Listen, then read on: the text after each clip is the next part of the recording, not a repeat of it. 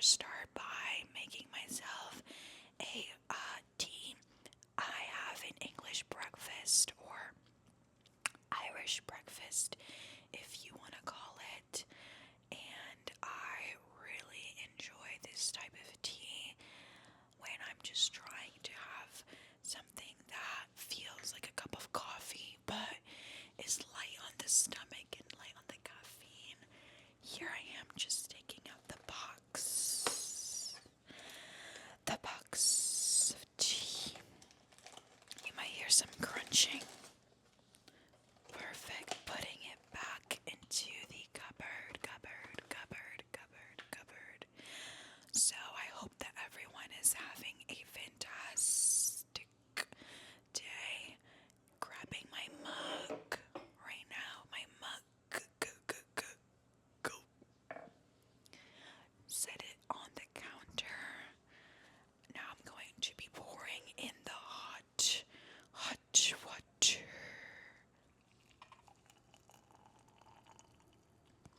Isn't that amazing? Sounds divine. Now, I just want you guys to come along with me on this journey. It will be a 30-minute journey where we kind of just explore each other's minds and see like how open you'll be. Okay, that sounded really, really gross. Okay, now I'm going to be opening up the brown sugar.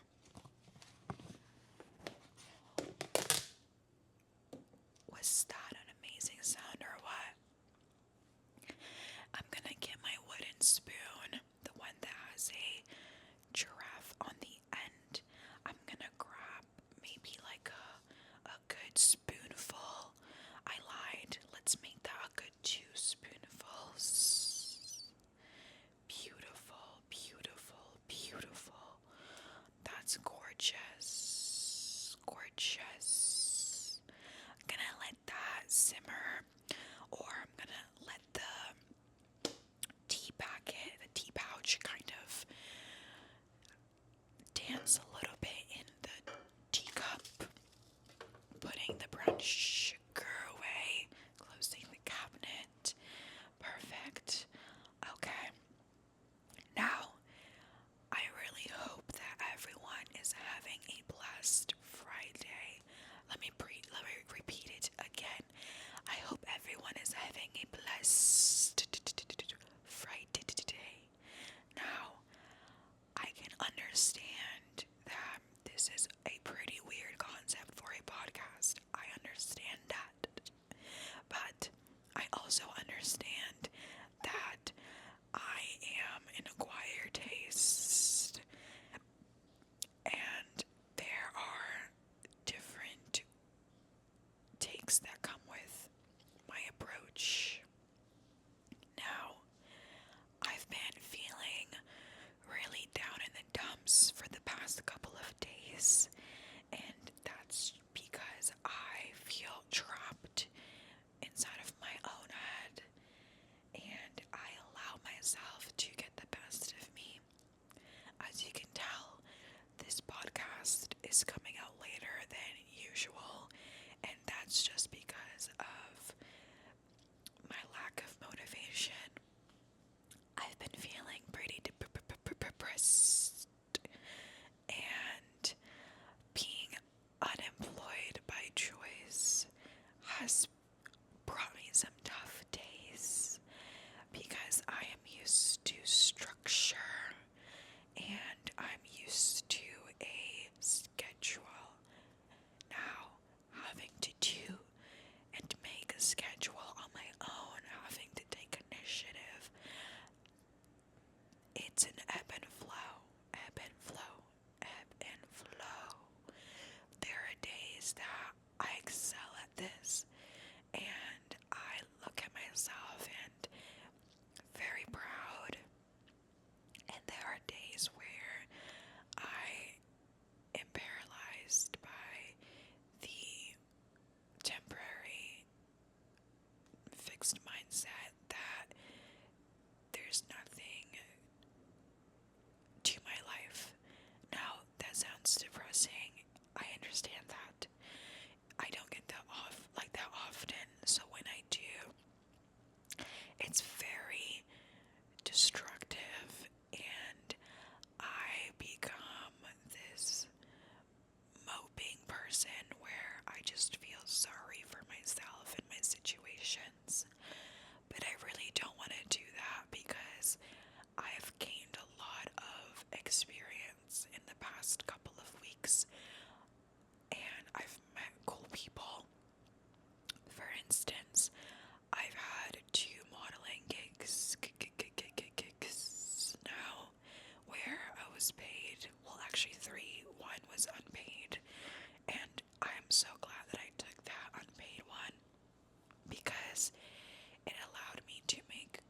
emotions and for other people to see me, and it allowed for exposure.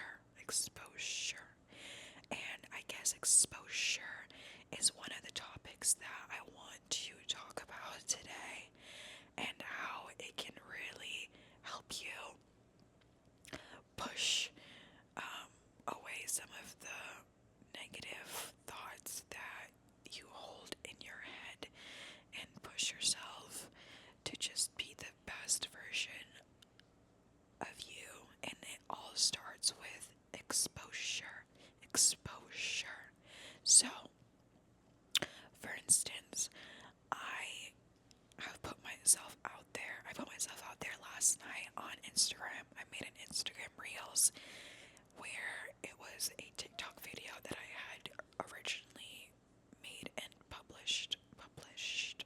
Now, this was really scary for me because posting a Reels on Instagram is very formal, and it can be very #official, because Instagram is very official compared to TikTok, which is very casual. But I just want to build a personal brand, a personal identity, and I think putting myself out there is the best way for me to do so. Now, without taking a pause, I am going to blow my nose out. I'm going to grab a piece of paper towel, ripping it. 1 second as I blow my nose.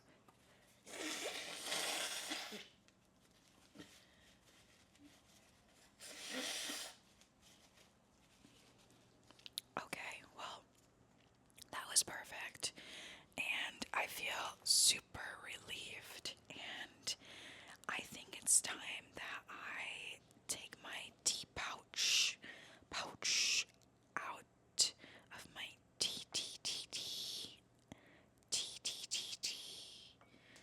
Anyway, I think that me posting on Instagram, while it might not appear, opening the fridge now, grabbing some almond milk, while it might not appear as a humongous deal to some people, to me it's an extreme way to be vulnerable, and it's scary. Oh my goodness, guys, my almond milk has mold in it. Oh shit. I wonder if it had mold in it the past couple of days, because I was like using it. Oh shit, this is not good. Okay, opening the fridge again, seeing if I have any other substitutes for a milk. I do not. This is not good news, guys. I had that almond milk yesterday. I'm very, very scared of what could have been. That's scary. Okay, let's take a sip of our tea. Let's see how it buzzes.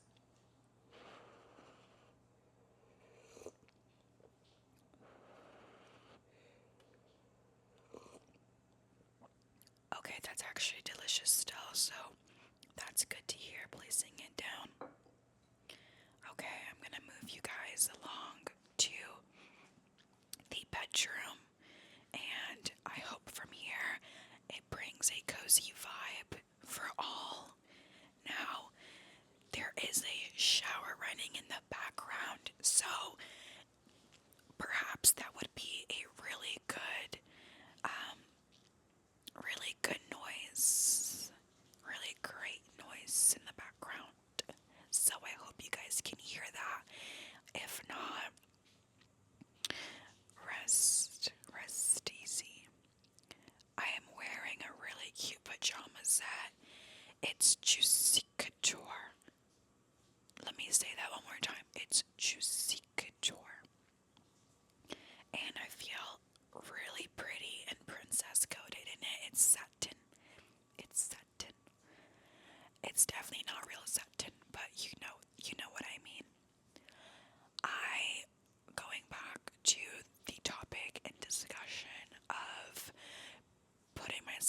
there on the internet and being vulnerable.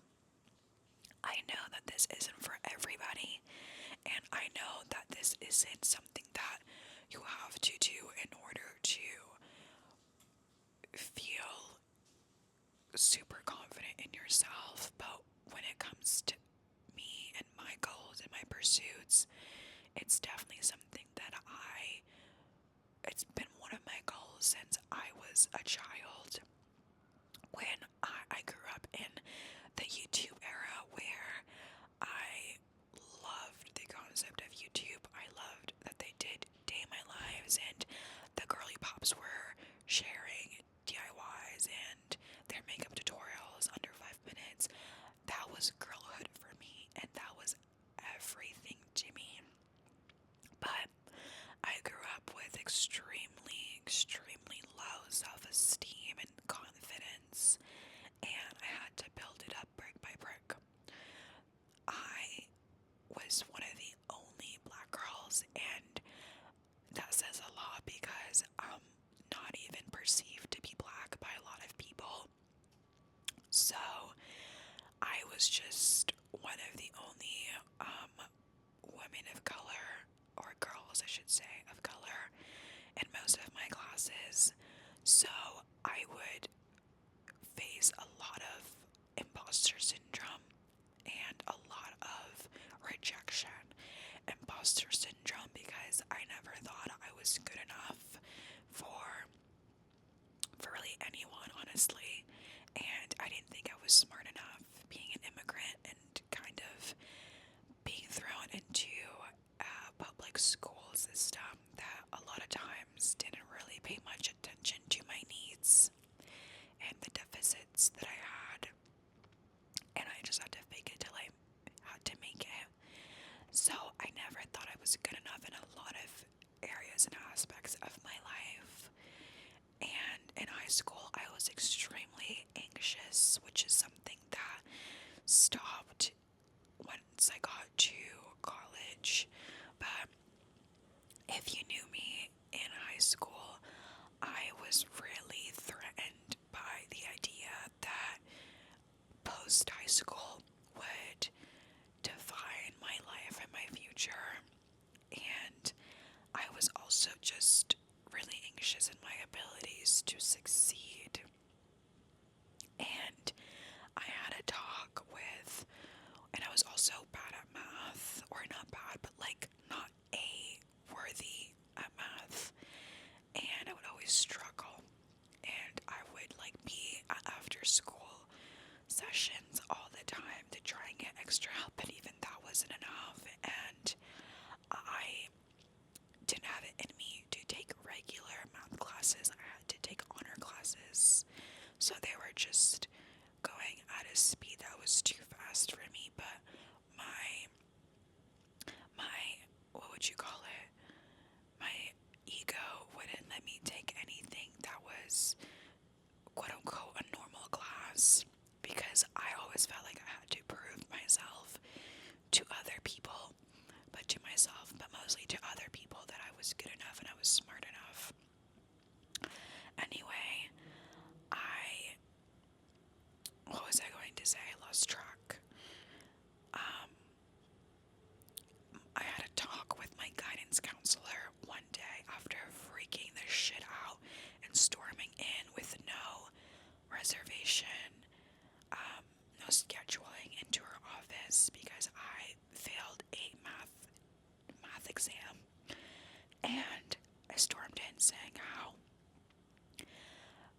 I moved to the US. My parents sacrificed so much, and here I am failing and not doing as I should be. And she kind of broke it down for me and saying how I held so much pressure within me to prove my parents right, or to make them proud, and that was really the basis of my anxiety.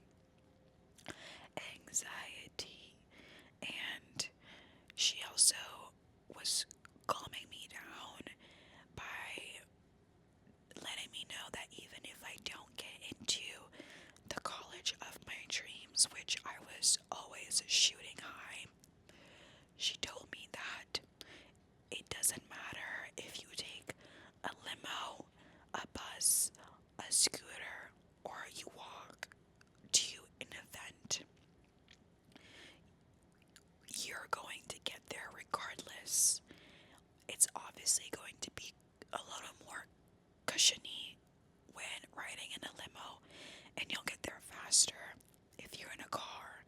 And obviously, it's going to be a little bit more strenuous if you're on a bike, and it'll take you a little bit longer if you're walking. But at the end of the day, you will get to that end point, that event, whatever it may be.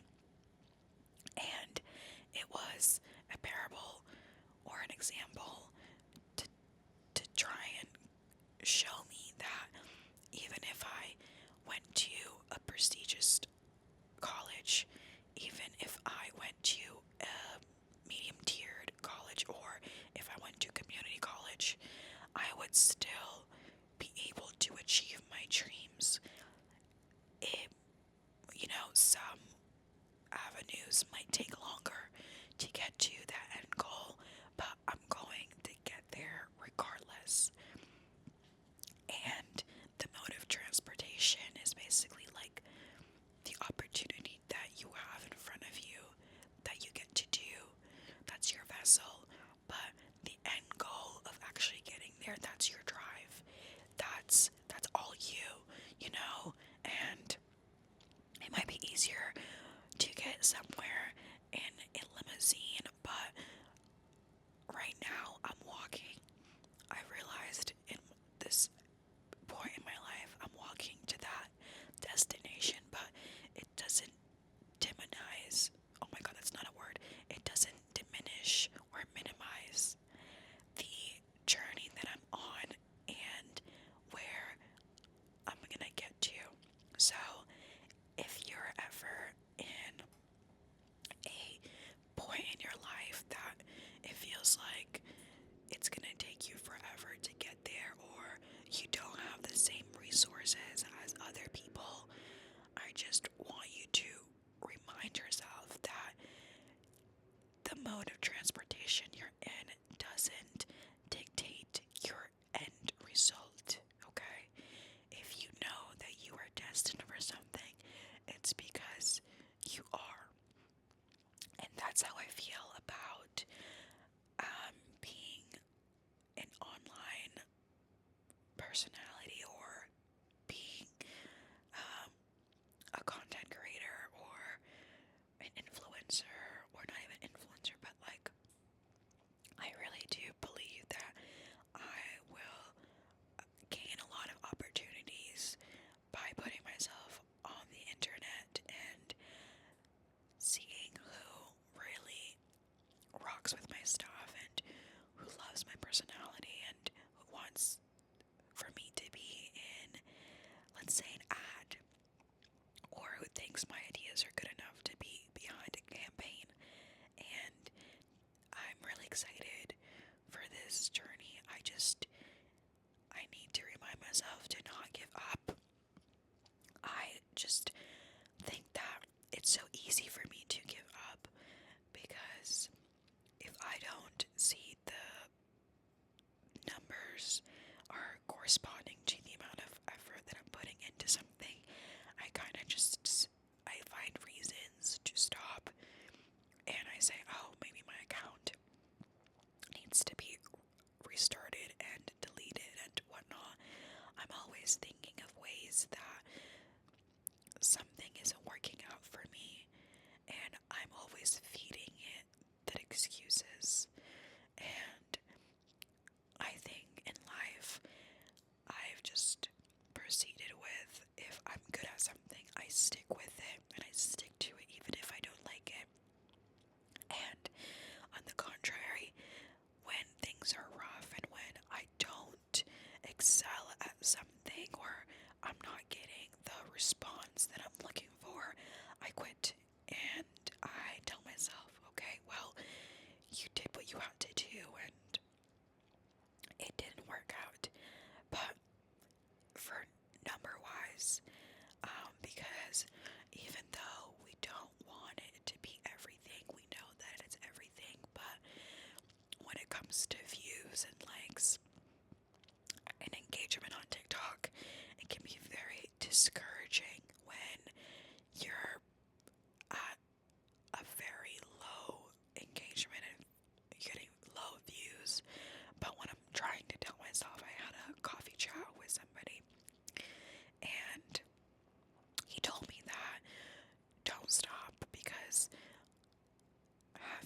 personal brand and a personal identity is so crucial to you. And when you're trying to get opportunities in the workforce, you're going to be more than just a portfolio, or you're going to be more than just your work experience, I should say, because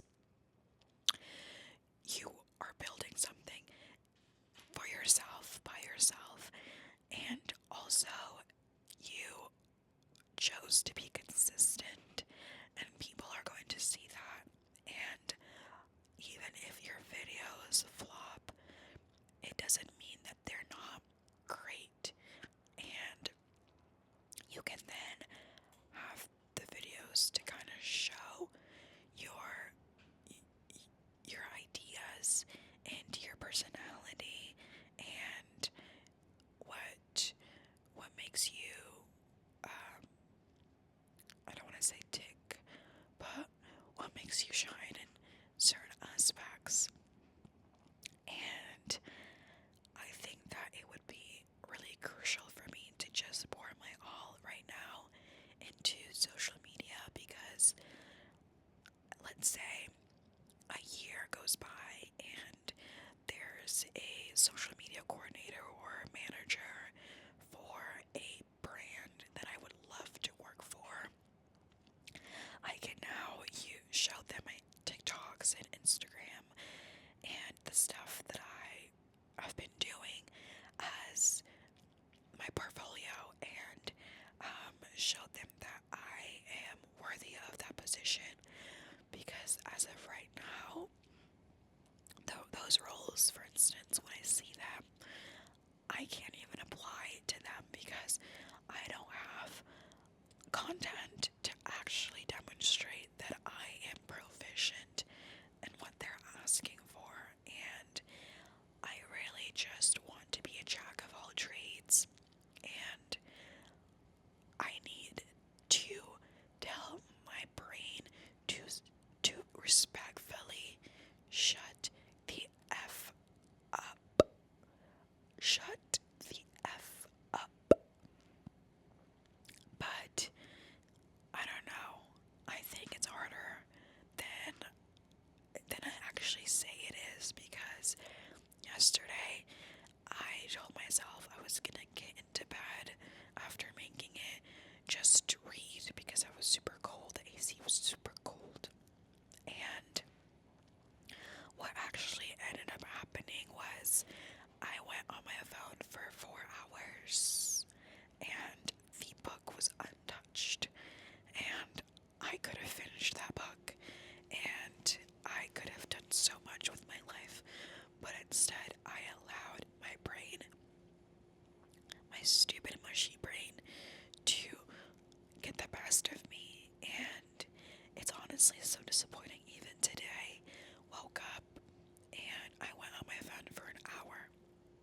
That could have been an hour of me doing this podcast and then me editing it and uploading it.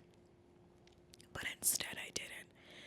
I just was too lazy, and it's honestly so disappointing. And I don't know if anyone else is struggling to just do things and to not let themselves get the best of it or of you.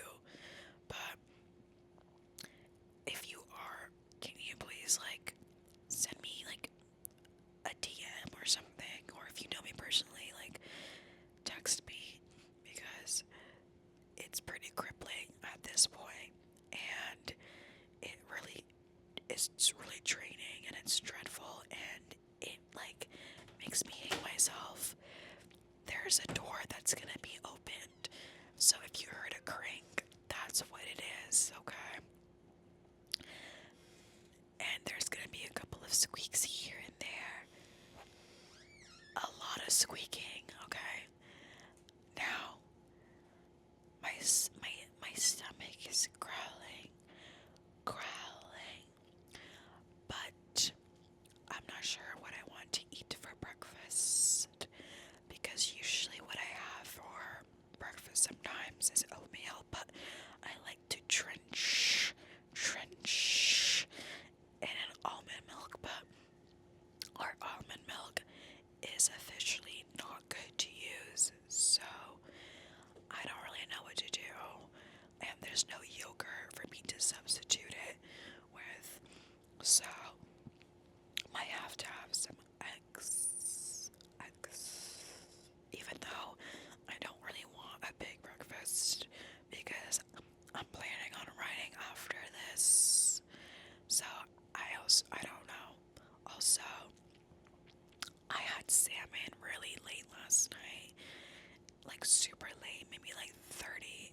minutes before actually having to go to bed and woke up extremely gassy.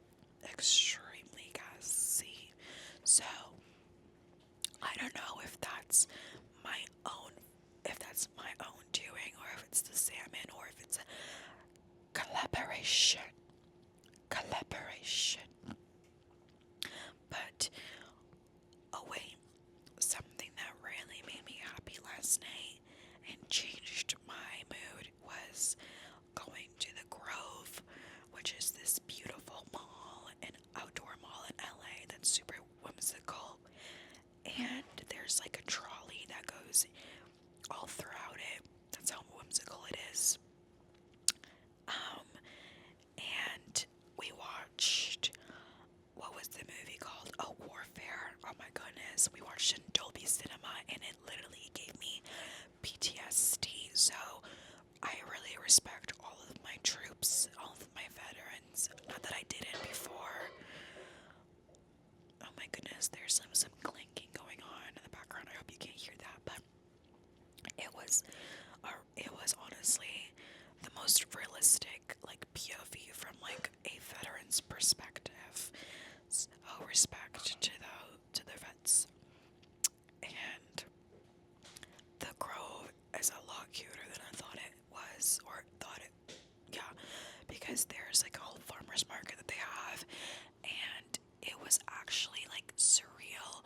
I felt like I was elsewhere, but that was just kind of like the cherry on top, and I'm so glad that I was able to experience true happiness, even if it was for like 30 minutes. But for anybody who's experiencing ebbs and flows of life, and if you also chose to be unemployed by choice, kudos to you, because something awaits you that's bigger than what you could imagine and what you have in front of you. And I hope that you just stay consistent and you stay poised and you do all things with love and you move in gratitude and you just look at life as a gift instead of a chore. Okay? Life is a gift, not a chore. And I'm also saying this not only for people watching, but for myself.